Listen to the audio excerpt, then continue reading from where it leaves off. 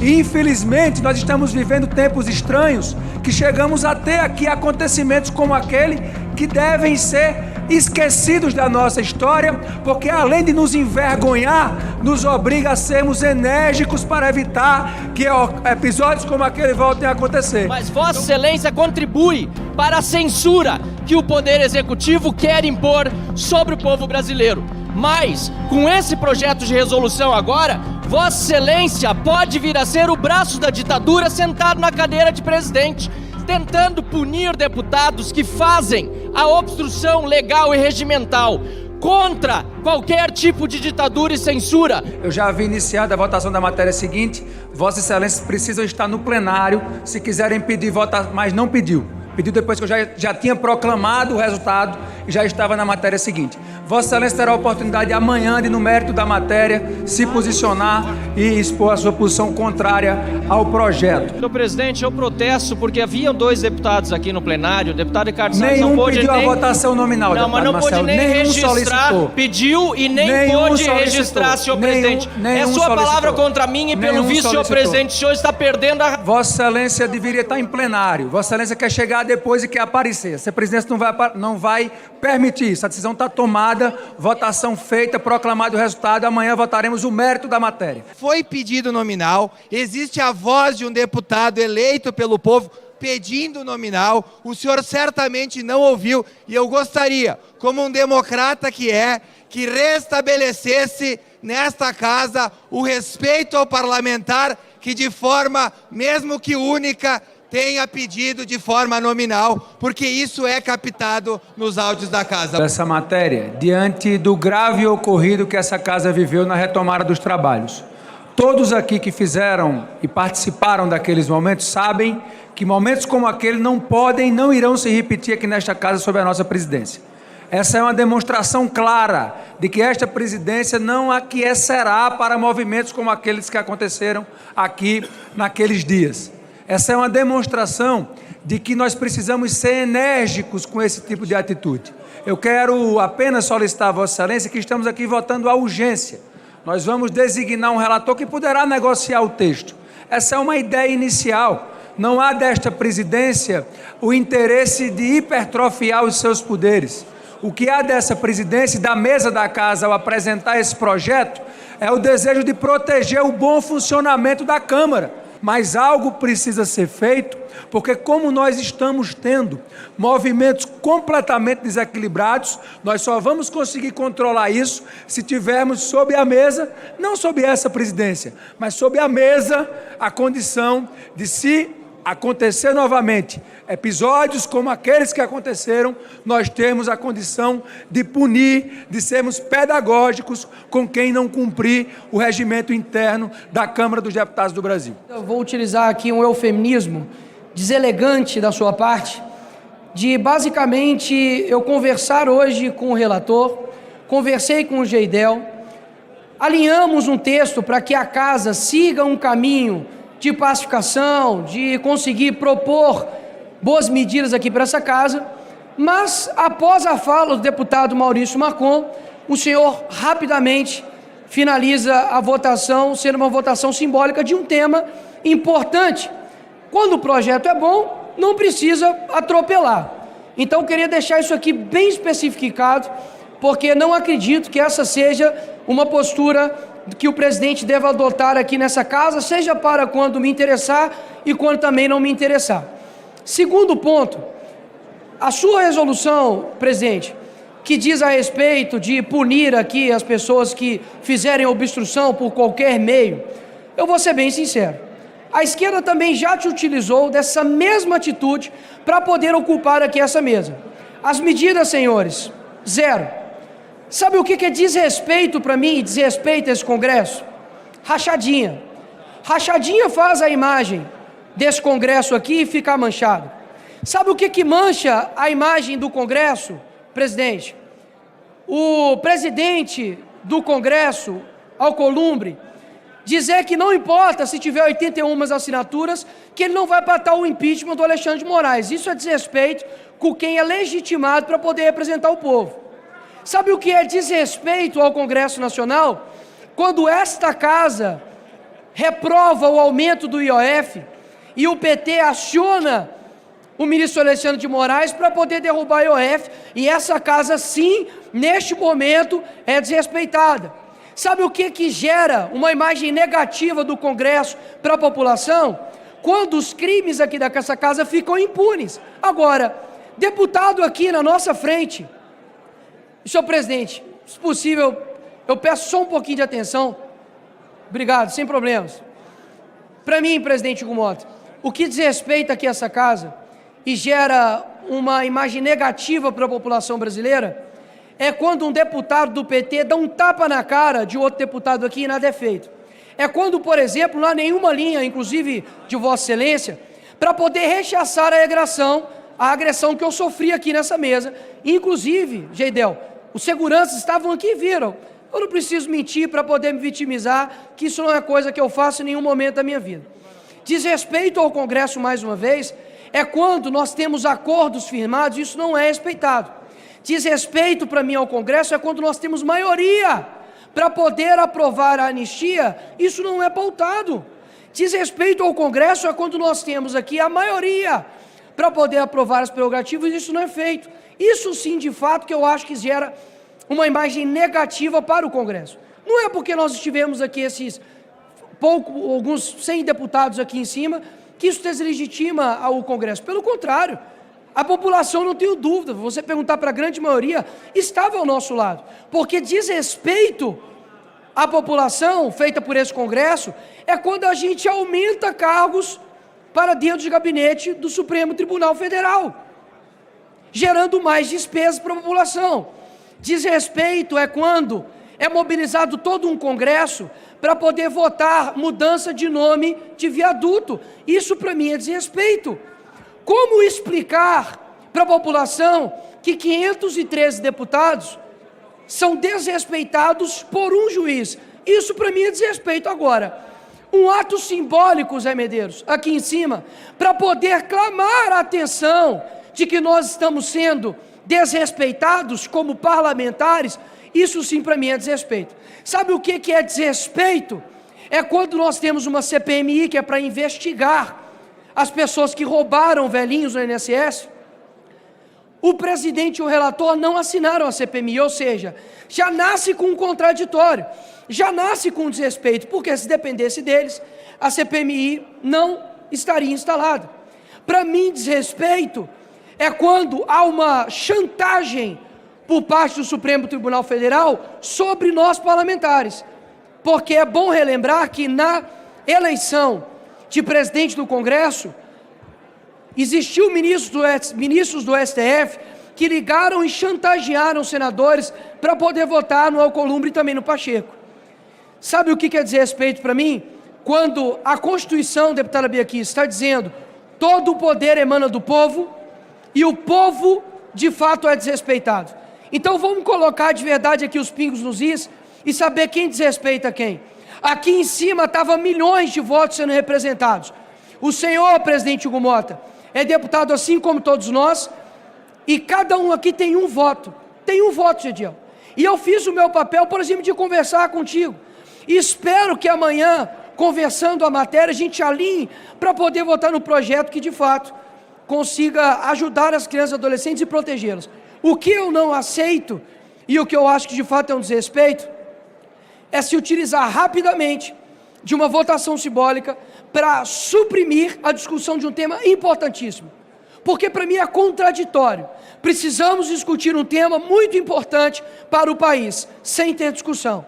Isso para mim não é diálogo, isso para mim não deve ser como as coisas devem ser tocadas. E quero aqui deixar, para poder finalizar, um ponto muito importante. Não falo isso aqui em nome da direita, em nome de nenhum espectro político. Eu falo isso aqui em nome da defesa do Congresso. O Congresso está sendo desrespeitado, o Congresso já perdeu a sua legitimidade, e se nós não tomarmos uma posição, nós continuaremos subjugados. Eu dei o meu voto ao presidente Hugo Mota, assim como a maioria também do PL, mas hoje tenho a sensação de que, se não tomar nenhuma atitude em respeito a esse Congresso, a validação e a confiança minha cairá por terra. Até mesmo porque as pautas importantes para o povo brasileiro não estão sendo discutidas. É muito fácil adiarmos uma discussão, uma votação sobre a vida das pessoas, porque não é nossos tios, não são os nossos primos, nem as nossas avós, nem os nossos filhos, nem pais. Mas cada dia que esta casa adia a discussão da anistia para quem precisa, vocês estão dizendo que para isso é adiável. Mas para poder discutir um projeto que em partes pode ser utilizado pela esquerda para perseguir opositores, isso daí é inadiável. Isso, se para mim, senhor presidente, é desrespeito ao Congresso. Nós estamos perdendo o nosso poder como parlamentares ilegítimos do povo. É isso que eu quero deixar registrado e deixar bem claro. Graças a Deus, não tenho o rabo preso para poder denunciar, para poder falar contra, expor fatos de ninguém aqui nessa casa. E ninguém ficará impune da verdade que o Brasil merece saber. Obrigado, senhor presidente. A gente nem precisa mais do judiciário para cometer abuso contra a gente, porque agora o próprio legislativo vai cometer, com um poder imperial de um presidente da Câmara dos Deputados, com um projeto de resolução, suspender o mandato de um parlamentar monocraticamente, e a decisão dele vai valer enquanto não tiver reunião da mesa. Gente, isso não existe em nenhum parlamento do mundo democrático. Um presidente da Câmara dos Deputados concentra em si o poder de liminarmente, monocraticamente, suspender um parlamentar. E veja, eu escutei preocupações aqui de parlamentares de esquerda. Eu sou a favor, sim, que se passe uma régua. Olha, a partir daqui não pode mais ocupar a mesa diretora. Ótimo, porque o PT já ocupou lá atrás com a Fátima Bezerra, dessa vez foi o PL, vamos passar uma régua, tá, agora não pode. Ótimo, podemos fazer isso. Agora, dá o poder para o presidente da Câmara dos Deputados suspender o mandato de uma pessoa sozinho. Amanhã pode ter um presidente que não gosta do PCdoB, do PT, do PSOL. Amanhã pode ter um presidente que vai ser desafiado por algum parlamentar de esquerda. E aí ele sozinho vai suspender o mandato de uma pessoa. Isso não é razoável, gente. Independentemente do ponto de vista ideológico. Veja, e quando um presidente que não gostar de um parlamentar de esquerda no futuro, porque eu ouvi aqui também uma argumentação, não, mas é só agora, depois é projeto de resolução, a gente muda para o próximo presidente. Qual presidente da Câmara vai abrir mão do poder de monocraticamente suspender o mandato de um parlamentar? Nenhum, jamais, nunca nenhum presidente da Câmara abriu mão de 1 centímetro de poder. Está de ordem para fazer questão de ordem. Se for sobre a questão da votação da matéria anterior, a matéria está vencida, não vou dar o direito de votação. Já encerrei. Eu tenho direito de fazer a questão de ordem. Não, já encerrei, pelo amor tá? de Deus. Senhor presidente, artigo 186 do Regimento Interno estabelece que o processo nominal será utilizado nos casos em que seja exigido quórum especial de votação.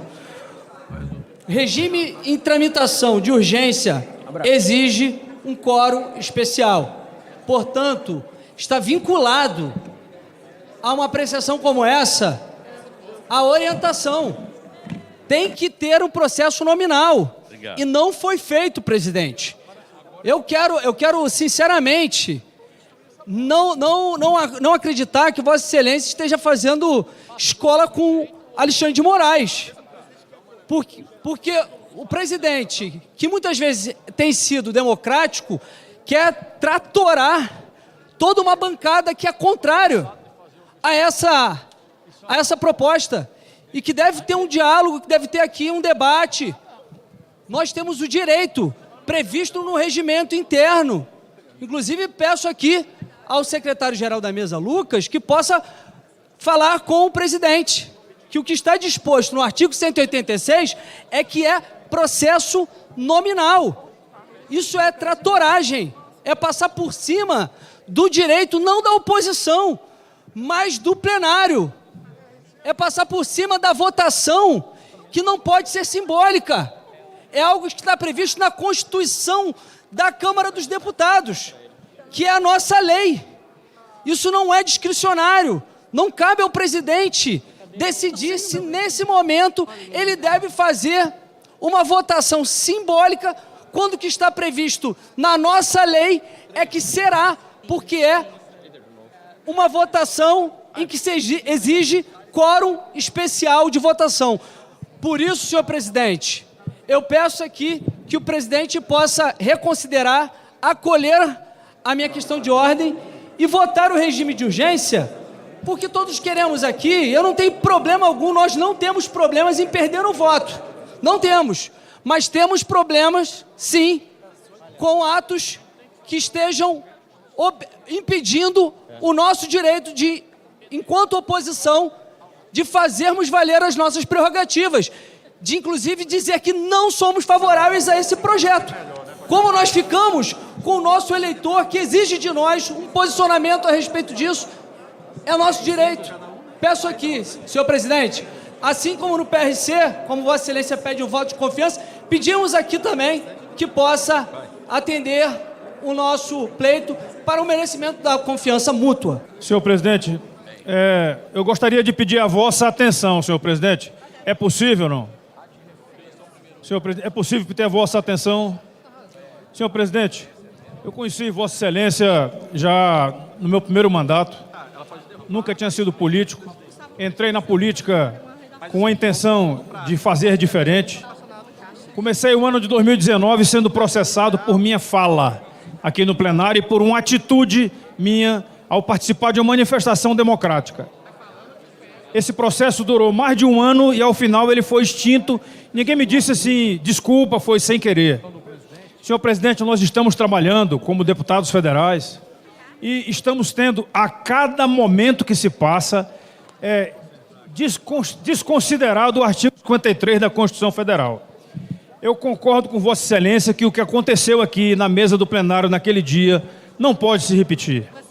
Mas a ação que vai ser feita para que isso não se repita, ela precisa obedecer à Constituição Federal.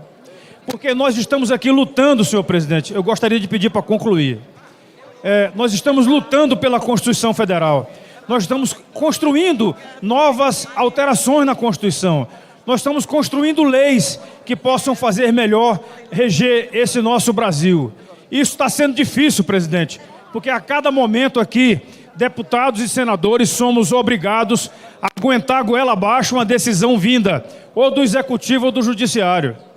Nós temos inúmeros casos aí que não poderiam se repetir, como, por exemplo, senhor presidente, o 8 de janeiro. O 8 de janeiro não pode nenhuma se repetir, senhor presidente. Mas o remédio aplicado contra aqueles patriotas foi tão amargo e está sendo tão amargo quanto esse que Vossa Excelência está querendo aplicar contra nós aqui hoje. Eu deixo somente uma luz de possibilidade para que a gente possa resolver isso daí. É que, como o senhor não vai votar o mérito hoje, que a gente possa discutir ao longo do mérito para evitar que o artigo 53 seja rasgado como está sendo feito. Presidente, eu estou pedindo um minuto como exceção. Deputado Eli, um minuto, Vossa Excelência, para falar. Presidente, o senhor sabe do carinho e do respeito que eu tenho por Vossa Excelência. Eu já fiz um pronunciamento ali um tanto assustado ao perceber que é um tsunami de decisões que se tornam muito poderosas em detrimento. Eu queria pedir o tempo, a atenção de Vossa Excelência, presidente. Atenção de Vossa Excelência. Eu já fiz um registro, presidente. Eu estou preocupado com o Brasil. Eu estou ouvindo a voz das ruas. A sociedade cada dia mais reage dizendo, olha, o que é que vocês estão fazendo em Brasília? Eu não posso, presidente, pegar um fato isolado e colocar numa legislação que vai servir para hoje, para daqui um ano, para daqui 10 anos. Isso é extremamente grave. Hoje a esquerda comemora, mas eu já vi eles fazerem coisas piores aqui. Eu acho que essa casa precisa de compreender que a autofagia é a autodestruição do poder. Eu estou clamando pelo espírito democrata e Vossa Excelência, que tanto no seu pronunciamento citou Ulisses Guimarães. É um tempo que Deus lhe deu aí. Por favor, vamos fazer um resgate e não vamos deixar os deputados em polvorosa por posições que tem aqui. É um pedido que eu faço. Presidente, muito obrigado. Senhor presidente, essa casa é a casa do povo. É a maior representação da democracia que existe no Brasil. Aqui estão representados os votos de todos os brasileiros. Aqui um deputado não é um deputado. Aqui ele representa milhares de pessoas. Essa casa aqui é uma casa que tem que ter o cuidado de preservar a democracia. E a democracia, não posso ter um presidente, nesse momento, senhor presidente, o senhor é uma pessoa que eu gosto, que eu tenho afeto, e eu sei que é recíproco. Agora, qualquer outro presidente que não goste de mim, ele vai pensar, qualquer deslize ou qualquer atitude que eu tomar diferente, eu vou ser punido. Poderia ser punido por um presidente que, por ser de outro partido, porque não gosta de mim. Por isso que essa casa tem os freios, os contrapesos de ter um julgamento justo na comissão. Que pode acontecer com qualquer um, não é agora. Não é porque o presidente é Hugo Mota, mas qualquer outra ocasião, se tiver um presidente que não gosta de um deputado ou não gosta de outro, pode cometer uma agressão, suspendendo o deputado, punindo o deputado, sem ele ter direito de defesa. O direito de defesa é coisa básica da democracia. Deputado Orlando Silva, 1 minuto. Presidente, eu queria pedir 1 minuto da sua atenção, presidente, porque é sobre esse projeto de resolução. Eu reconheço que Vossa Excelência tem razão quando busca medidas para afirmar a democracia da casa, para afirmar o regimento da casa, que tem que valer contra todos. O regimento tem que ser aplicável a todos nós. Mas, presidente, em defesa do exercício da presidência dessa casa, presidente, eu quero fazer um apelo a Vossa Excelência para refletir sobre a concentração de poder nas mãos do presidente para tomar uma decisão, que é uma decisão muito dura, uma decisão muito forte, que impacta sobre o exercício do mandato parlamentar. A mesa é um núcleo muito reduzido de parlamentares. Hoje, nós temos capacidade, pela tecnologia, de reunir. Para concluir, presidente, nós temos possibilidade, pela tecnologia, de reunir a mesa de modo célere e termos uma deliberação da mesa acerca de momentos graves da casa, como que nós vivemos na semana passada. Por isso que o apelo que faço, presidente, é nós reavaliarmos essa decisão do presidente ad referendo. Tudo mais, eu estou de pleno acordo. Só que reunir a mesa é possível. E a hipertrofia da presidência, para concluir mesmo, agradeço a sensibilidade de Vossa Excelência, porque não podemos tomar uma decisão em função dos sabores da circunstância. Hoje, eu estimo que o presidente Hugo Mota use esse poder com parcimônia. Amanhã eu não sei quem será o presidente. E eu não quero que seja ao arbítrio que possa produzir arbitrariedades. É o registro e o apelo que eu faço para Vossa Excelência. Um saco preto. Esse é o futuro do amigão do Lula, Nicolás Maduro, narcotraficante, violador dos direitos humanos e ditador da Venezuela. Os Estados Unidos movimentaram até agora 3 destroyers e um submarino nuclear com mísseis teleguiados, além de 4.000 marines para a costa venezuelana, sob pretexto de livrar o país do narcotráfico. Lembro aos amigos que o presidente Lula recebeu esse marginal com honras militares no nosso país em 2023. O mesmo presidente Lula que recusou que o PCC e o Comando Vermelho estivessem na lista de terrorismo dos Estados Unidos. O presidente deste país, cada vez mais isolado no cenário internacional, vai presenciar a morte de um tirano que faz fronteira com o nosso país, que ao contrário do seu povo, que 90% está na miséria, ele não. Ele está bem gordinho, com relógio caro, roupas finas, e assim que for enterrado, os bichos vão ter muito trabalho para comer, porque além de ser uma carne podre, tem muita gordura naquele corpo, ao contrário do seu povo. Os Estados Unidos mandam um recado muito claro: terroristas, narcoterroristas terão o mesmo destino, que será a vala comum de onde os tiranos devem estar. Quero ver se Lula não vai mandar um jatinho da Força Aérea resgatar o seu amigo gorducho lá, o narcotraficante. Presidente, o nosso país, ao rejeitar colocar PCC e Comando Vermelho na lista de terrorismo do mundo, dá um sinal muito claro de quem este governo está ao lado, de terroristas como Nicolás Maduro. Espero que apodreça no inferno e que a Venezuela volte a ser livre. Obrigado, presidente. Presidente, eu quero que todos nós possamos refletir um pouco. Nós estamos vivendo um momento nesse país em que o governo manda uma medida provisória, 303, querendo aumentar mais impostos.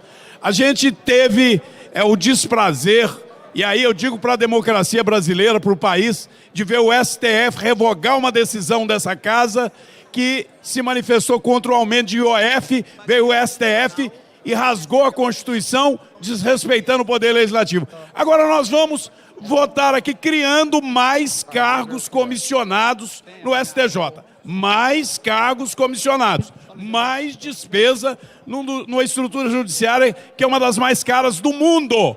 E vamos fazer isso assim de forma assodada. Portanto, a retirada de pauta não é uma questão de oposição ou de base, é sensatez, é defesa do país, é analisar isso com prudência. Mais gastos no judiciário e a gente vota como se fosse urgente, é retirar de pauta. Tem a palavra, Vossa Excelência. Muito obrigado, presidente. Gostaria de pedir que a nossa fala pudesse ter repercussão na Voz do Brasil. Inicialmente, gostaria de destacar a lamentável condução do pagamento das emendas parlamentares neste ano de 2025. Eu estou com aproximadamente 15% somente das minhas emendas pagas, previstas para esse ano, já está terminando o mês de agosto. Esse valor corresponde somente às emendas da saúde. Então, realmente, o governo desse presidente que está aí sentado na cadeira, ele não está fazendo por merecer o nome de gestor. É traumatizante para os prefeitos, principalmente, porque as emendas, elas representam o dinheiro do povo que volta para o povo.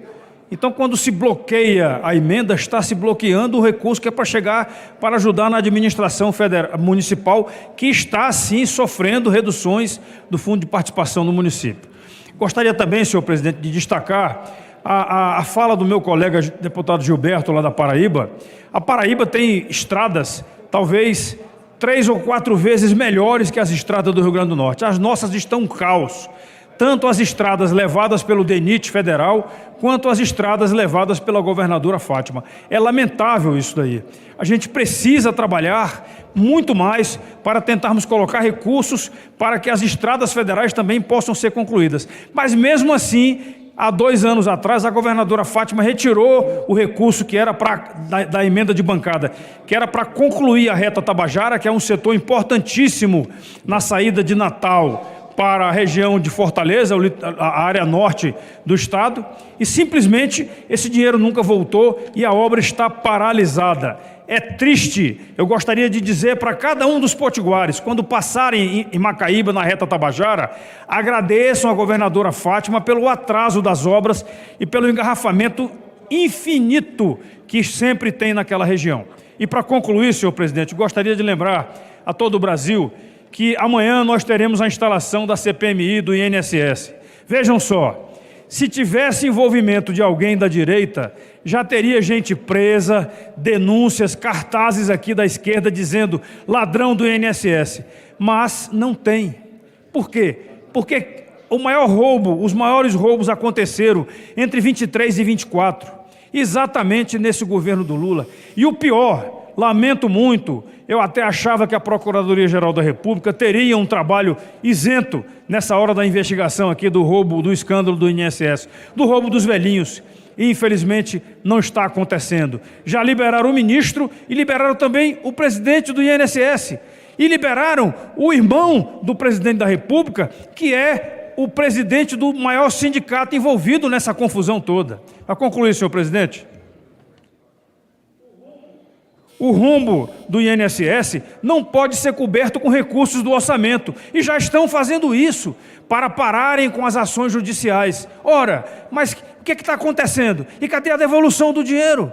Vão fazer igual a Lava Jato? Que o dinheiro que foi roubado agora está sendo entregue de volta para os ladrões? Não é possível isso daí. É inaceitável isso daí.